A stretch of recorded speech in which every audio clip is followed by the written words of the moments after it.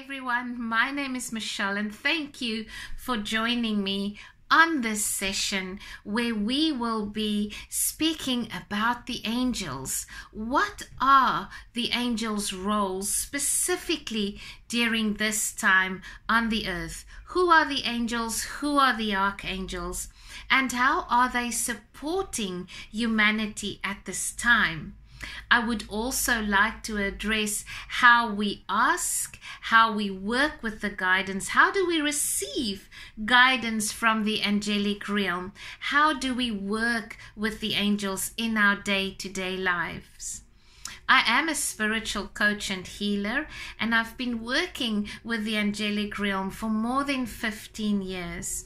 For me personally, it has been truly a miraculous journey.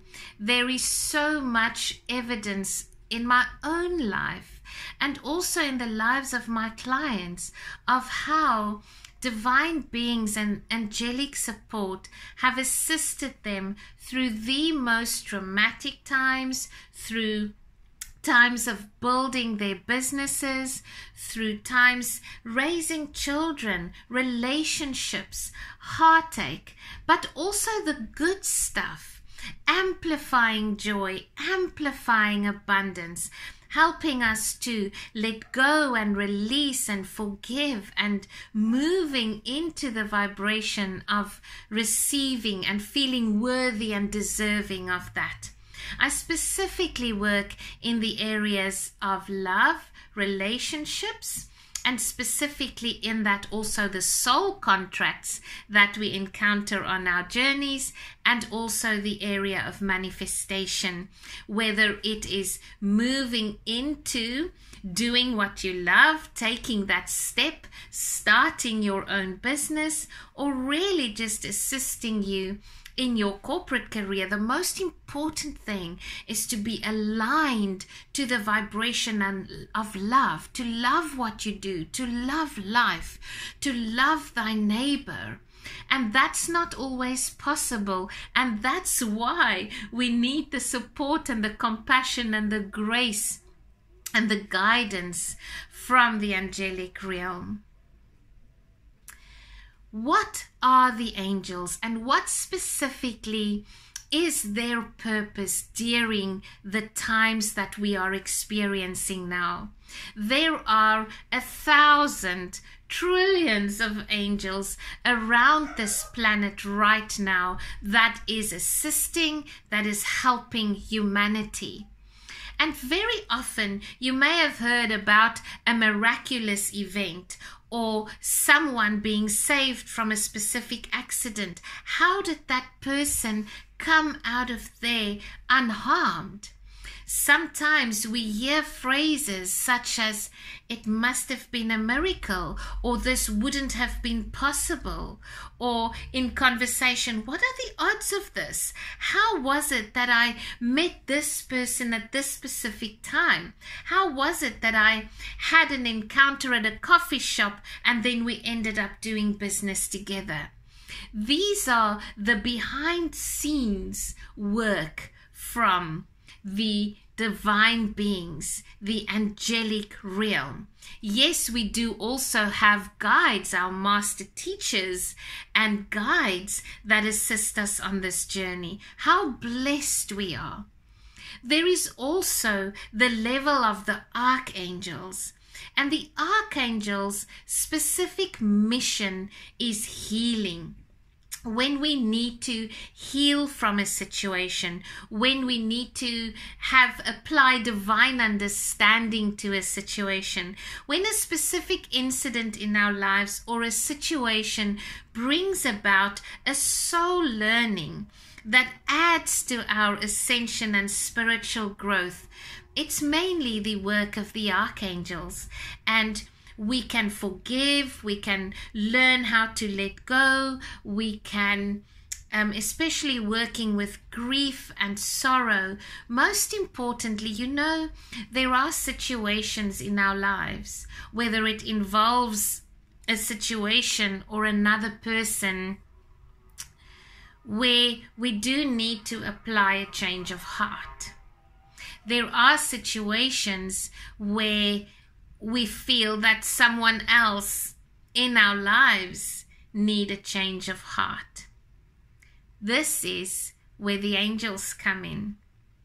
Once we have a change of heart, once we connect to that heart space, then we can change the mind and change the thinking. The mind is very stubborn at times, yes, and the mind always thinks about limitation and fear and what is not possible and what if it doesn't work. Whereas the heart is the one that is really into grace and love and compassion, and somehow, without knowing why or how, of the belief that something can work.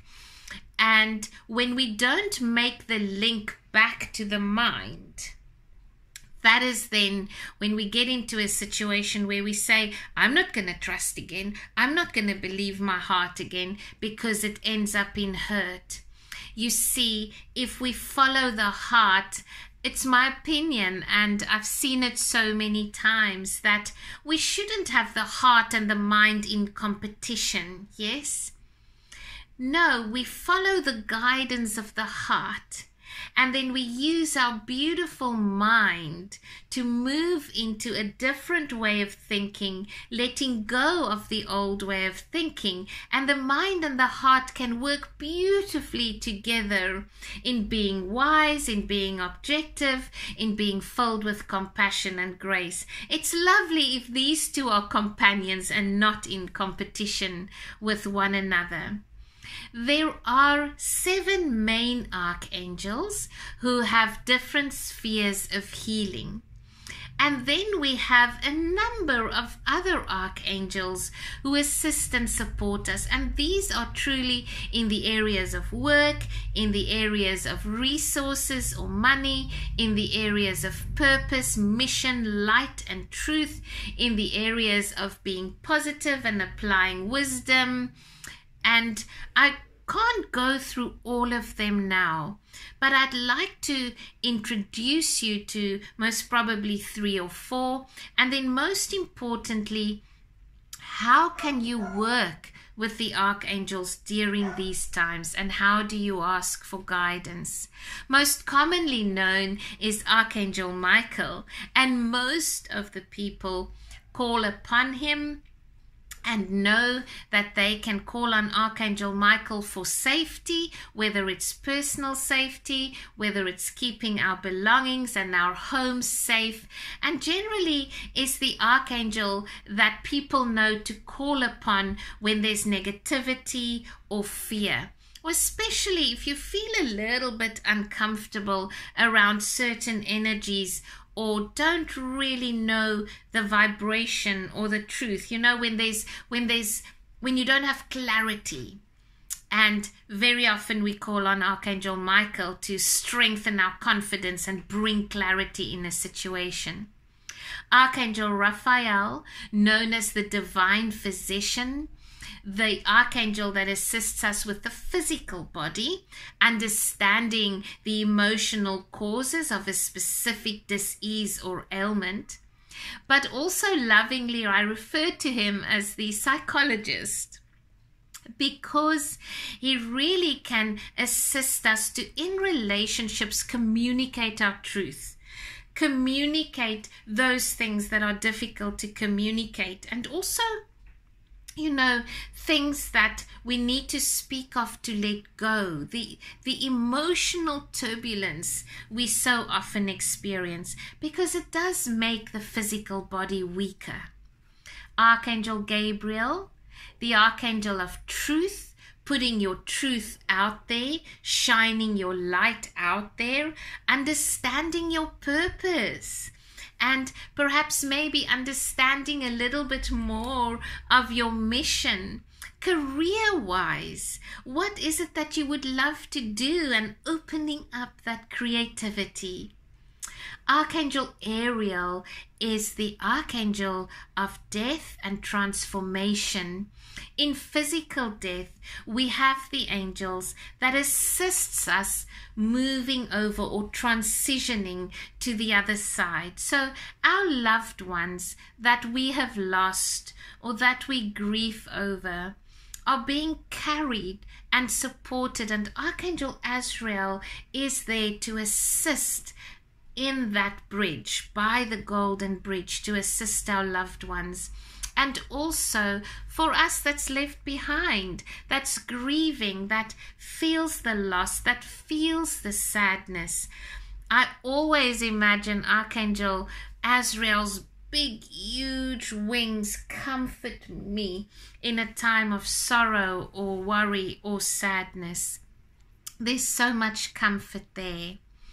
Archangel Jophiel, the archangel of wisdom and positivity, and especially during these times, if you battle to stay positive, if you cannot understand what is the purpose of what's going on, why is there so much negativity in the world, and you look at the news, you look at social media, and it's all just so negative. And after a while, it feels like your mind wants to explode. Archangel Jophiel can help us to see the silver lining, to stay positive. And in most areas or situations where it's a situation that you cannot deal with it because there's so negativity and judgment around it that you battle to see the silver lining. When you place that situation in the hands of Archangel Jophiel and you step away and you ask for help, you'll see that situation in a completely different light. Those are just some ideas and examples of the archangels and how they assist us. How do you ask? If all this is possible, if healing is possible, if it is possible for me to walk and talk with the angels, how does this work? My favorite saying is always to say, how would you be with your friend? How would you form a friendship? What is the relationship like with your best friend? You speak regularly. You go for coffee. You share your stories. You offload. You sometimes would phone a friend and say, I just need a sounding board here. It's exactly the same. The reason I believe that we don't experience their presence, their miraculous interventions, is because we do not ask sometimes. We try and work out everything in our own minds. Perhaps maybe also we do ask, but then we don't hear the guidance or we don't see the support or the evidence of that. Sometimes we are also too busy with figuring out the how. You see, once you've asked, once you've made a connection with this friend, and once you ask, you have to let it go and do not be concerned with the how. You have to detach from the outcome and completely, I call it faith and wings. You have to have complete faith that this situation is now resolved. You don't know how yet. You don't know the outcome yet. And you walk with your pair of wings. And when you need an extra pair of wings, you call upon the angels and ask them to carry you, to carry the situation, to bring whoever and whatever into this situation or this healing, wherever a change of heart is needed. And you hold the faith that that will be done. When you build a relationship with the angels, with your guardian angel, when you build a relationship with your friend, it means that you'll talk often. It means that you will have regular appointments. Speak often to the angels. Perhaps maybe you can just have a time here and there where you become quiet, where you just connect with that stillness and say, "Oh, hello, I am here." Not only when you need help, but it is also true that often we have friends that we never speak to, and when we speak to them again, it feels like, we've always spoken. We don't even feel disconnected. It's exactly like that. The most important thing is make time to ask, make time to connect, make time to offload. And once you've done that, once you've released it, once you've asked for help, then we're in that phase where I call ask, believe, receive. Now you have to hold on to the faith and wings to work with synchronicity, to heal hearts, to bring in a different idea or understanding of a situation. That sometimes does take time. So don't be impatient. But here's what you can do. You almost want to be like a radar. Once you've handed it over and you're in this belief phase, you are like a radar. The ears are wide open. The eyes are wide open. The heart is wide open. And you're just in receptive mode. And you're just listening. You see, when the heart is open, it means that your light is out there to receive. When the ears are open, you just listen. What song are you hearing? What conversations are you hearing?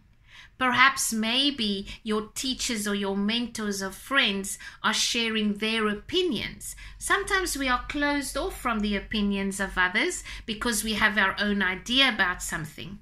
Open the ears, open the ears. Detach from how you always thought it should be. And open to other opinions. Open the mind. When we open the mind, it means that we're out of judgment and we're open to new ideas. When the mind is open, we can hear our thoughts. And then open the eyes. Be like on the lookout. What opportunities are right in front of me? Yes, what am I seeing around me? And for that, we have to be in the present moment. And you stay present and you have patience. And third most important is gratitude. Whenever you lose hope, you say thank you that it's being done. Whenever you lose the faith, you say thank you for the miracle. Whenever you get despondent about the evidence not showing up, you say thank you that you are supporting me. Thank you that you are guiding me. Thank you that the outcome is right in front of me. I trust, I have faith, I have wings. And you be in gratitude for what is to come. And you're in gratitude for every moment. And soon, so very soon, you'll see a miraculous turn of events. You will firstly experience a change of heart. A change of heart in yourself. A change of heart, and then you'll start thinking differently. And when you think differently, you start seeing differently. And when you start seeing differently, that is when the answers, the guidance, and the opportunities are imminent. They're right in front of you. And then lastly, don't be afraid to take action. Once you've received a thought, an idea, or guidance, we often doubt ourselves then, and we want to check, cross-check, double-check, triple-check before we take the action. Trust what you receive is true and right for you in that moment. And then you will have the angel support and guidance as you go. But they won't do our homework for us. We have to make the decisions. We have to take the action. We're just procrastinating on that because we're afraid we will make a mistake and we will do the wrong thing. In the world of spiritual growth, and in the world of specifically now, of stepping into our power and becoming who we truly are and becoming love, we have to trust ourselves more. When we take an action and we trust that action is in love, it will be executed in love.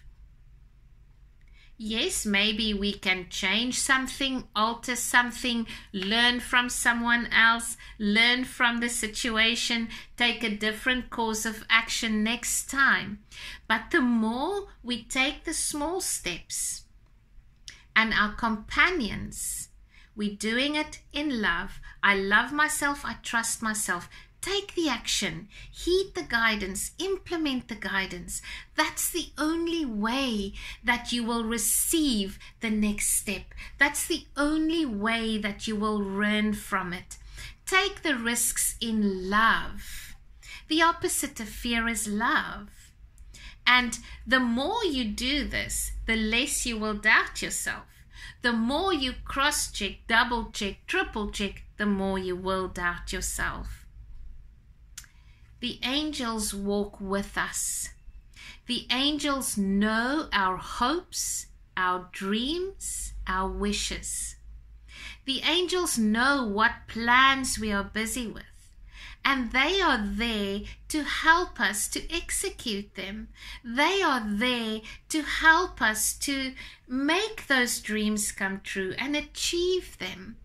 They are there to help us to let go, to forgive and forget, because the more we forgive, the more we forget, the more we move into happiness, the more we move into a lighter way of being. The angels' main mission is to spread love and joy and abundance. And their mission is, when they spread this, and they hand it over to us, and we're in acceptance of that, and we receive that. The more we receive that, the less we are focused on the resentment, the fear, the doubt, the worries. The angels know when we are destitute, when our souls are troubled. And they are gifts, universal gifts. Let's call it the treasure chest from the universe, with an instruction to support and to guide us. And so they know our biggest fears, our dreams. So let us then work with them, with the guidance and the healing that we need, to then make the decisions that support our lives, to make the decisions that can make our lives more joyful, to choose to do what we love, to choose to live with compassion and grace, to make the decision to be love-filled. Humanly, on our own, it's not always possible. Humanly and on our own, it's not easy. But with the angelic support, help and guidance, we can take that first step. We are ultimately responsible for the decisions we make, for the steps that we take. Now is the time where we step into that spiritual power, when we take our power back, where we remember who we are, and we execute love, and we make those bold decisions, and we say yes and we say no, and we make the decisions to let go, to forgive, not because there is an element of judgment or right or wrong or fairness. No, because compassion and grace speaks louder than judgment. And so when I let go, and when I forgive, and when I forget, I choose to work with compassion and grace. And that light expands within me. And that is how I then glow more and more in the light and love of expansion. And whilst doing this, I have an angelic realm behind me that's cheering me on, that's supporting me, that can pull a few strings, that can call a few earthly angels to help me out when I need it the most. I've been working with the angels in my own personal life for a very, very long time. And I have seen and experienced their support and guidance. I still had to take responsibility for my decision. I still have to step into power and choose my vibration every single day. But boy, do you receive help when you need it. I see it in the lives of my clients who've started businesses, who've moved into beautiful relationships with the support and guidance of these truly magnificent beings. Thank you so much for joining me on this talk, and I do wish you happiness and light, and I do wish for you to walk and talk with the angelic realm in your own life so that you can experience joy, so that you can experience an abundance of life, and most importantly, know that you can enjoy life too, and know that if your ultimate mission on this planet is love, know that you are worthy and deserving of that love.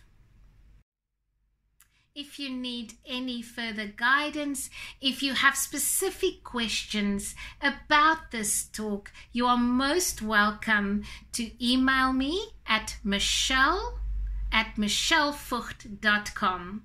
michelle@michellevooght.com. My website is also www.michellevooght.com. I also have a YouTube channel where there are weekly messages and different themes on working in this realm.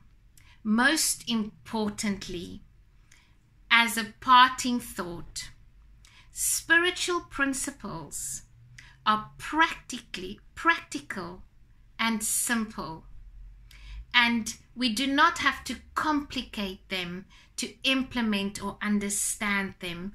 In its simplest form, trust your heart, follow love, compassion, grace, kindness, and forgiveness, and it will become clear for you as you go. Lots of love, everybody, and I wish you so many blessings upon this path going forward.